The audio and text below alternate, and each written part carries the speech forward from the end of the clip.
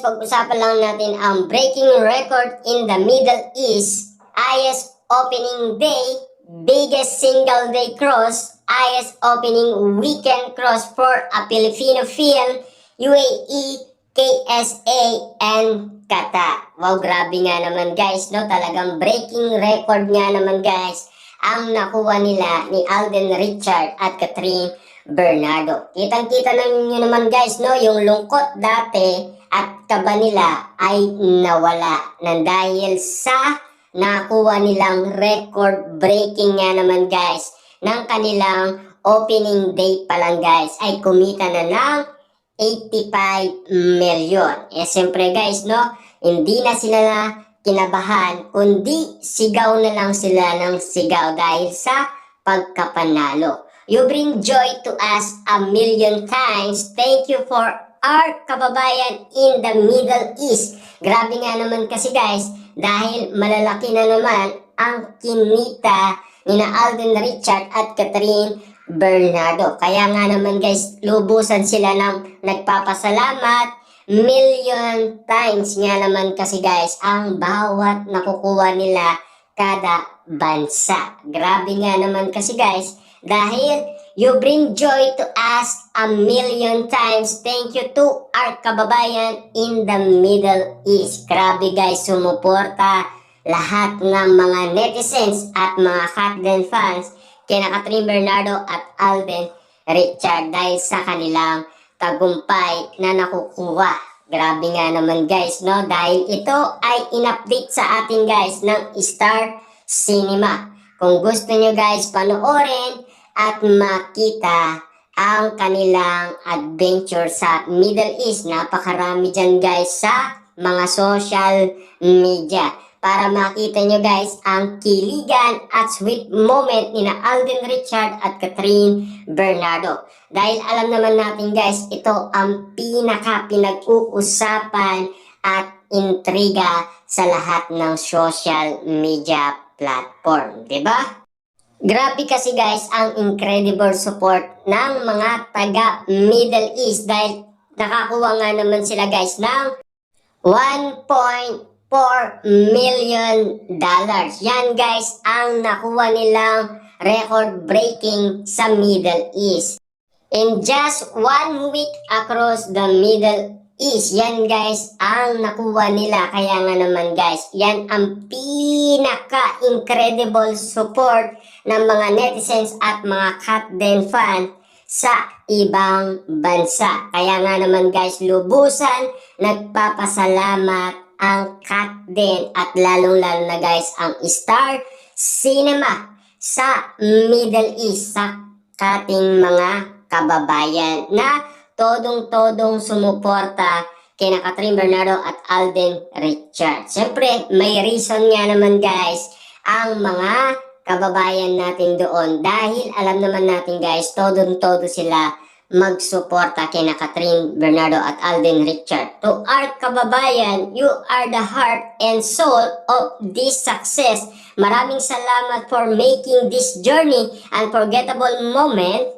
Itong mga nangyaring ito guys dahil a million reason to smile. Yan guys ang atid ng Star Cinema na lubusan nagpapasalamat nga naman guys sa mga kababayan nating nasa Middle East. Kitang-kita naman natin kasi guys na record breaking nga naman ang nakuha nilang siyempre kita. Diba? Kitang-kita naman natin guys na 1.4 million dollars. Kitang-kita nyo naman guys, no? Malaking record nga naman ito para kina Catherine Bernardo at Alden Richard. Lalo-lalo guys, malaki din ang kinita sa Canada nina Alden Richard at Catherine Bernardo. Dahil malaki nga naman guys ang kanilang nakukuwang achievement na blessing sa kanilang movie. Kitang-kita naman natin guys na nakakuha ng award si Catherine Bernardo at siyempre, na dahil nga naman sa award na yan, may mystery bag na pinag-usapan. At kitang-kita naman natin guys na nakahanap na sila ng solusyon At kitang-kitang ibibigay daw yon kay Catherine Bernardo. Abot ng mga Katden fans kay MJ Felipe dahil baka sapat na nga naman yun guys na proof para ipakita kay Catherine Bernardo kung paano ibibigay ni Alden Richard ang nasabing bag at kung papaano ito nakitang ginagamit ni Catherine Bernardo kinabukasan ng awarding ceremony na alam naman natin guys ang kasama ni Catherine walang iba kundi si Mami Min Bernardo. Malaking issue man guys na intriga sa social media, at least may mga ebidensyang nagsisilabasan at nilalatag ng mga Katden fans at tinutulungan si MJ Felipe para mailabas na ang mga proof or ebidensyang kailangan para ihatid kay Catherine Bernardo para magpatunay na totoong totoo ang ibinigay na bag na tinatanong guys ni MJ Felipe at nais niya magkaroon ng kasagutan patungkol umano sa lihim na bag na paulit-ulit niya naman guys tinatanong ni MJ Felipe kay Catherine Bernardo. Eh siyempre guys, para sa atin, atid natin ay tulong din sa mga netizens natin dahil alam naman natin guys, todong-todo rin ang pasasalamat natin sa ating mga kababayan sa Middle East dahil siyempre nakakuha nga naman guys ang pelikula ni Catherine Bernardo at Alden Richard na record breaking sa iba't ibang bansa. Dahil kitang-kita naman natin guys,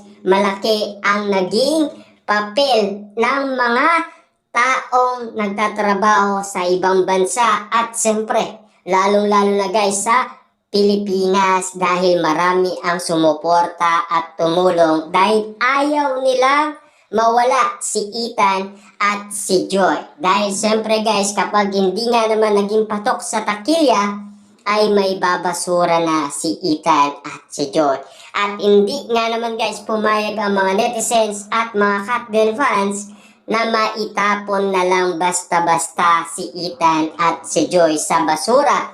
Kaya nga naman guys, taos-puso silang sumuporta kay Catherine Bernardo at Alden Richard sa kanilang pelikula. Pero kapansin-pansin kasi nga naman guys, no, naging horror films ang kanilang movie dahil kapag ikaw ay nakapasok at nakapanood ng Hello Love Again, makikita mo ang bawat energy at mga aura ng mga netizen at mga Katden fans na sila ay nagtitilian dahil sa kanilang mga nakita kina Catherine Bernardo at Alden Richard na kissing scene na kakaiba ang pinakita ni Catherine Bernardo dahil naging mature daw at naging palaban at siyempre kakaiba man guys sa panlasa ng maraming tao at maraming netizens at siyempre yan ay pinaka naging mainit na issue sa lahat ng social media pero kitang-kita naman natin guys na ayaw nilang bitawan si Ethan at si Joy.